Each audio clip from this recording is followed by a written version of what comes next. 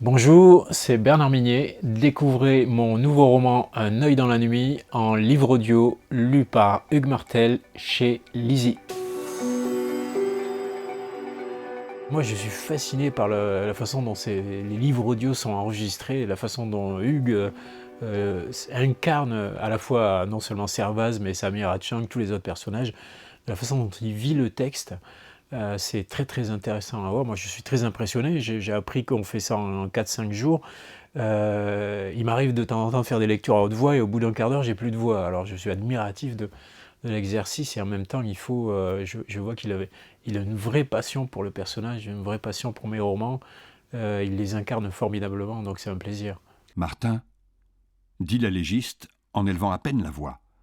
Il se retourna. Fathia Djellali se penchait sur le visage du mort. Elle avait retiré la boule de gaz à l'aide de Bruxelles et l'avait déposée dans un sac transparent tendu par Espérandieu qui, en tant que procédurier, était aussi l'OPJ chargé des scellés. L'intérêt du livre audio, en fait, c'est déjà il est incarné. Sa vie, on a une voix qui vient par-dessus le texte, c'est plus simplement un texte écrit. Moi je me souviens par exemple que j'ai un de mes auteurs préférés, alors on n'est pas du tout dans le polar, on est très loin du polar, c'est Witold Gombrowicz, immense écrivain polonais.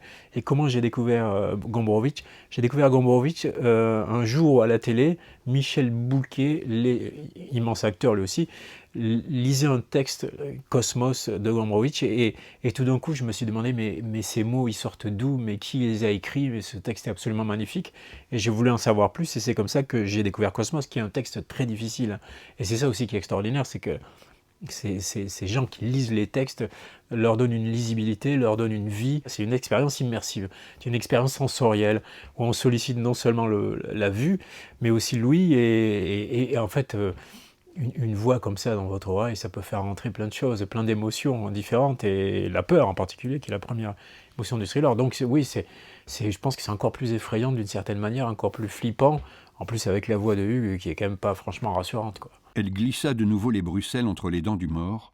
Servaz s'écarta pour lui faciliter la tâche. Quand elle les ressortit, il vit qu'elle tenait quelque chose, un insecte à l'abdomen rayé de jaune et de noir. Une abeille. Vu le nombre de piqûres, je parierais que ce n'est pas la seule. Le livre audio, c'est assez formidable.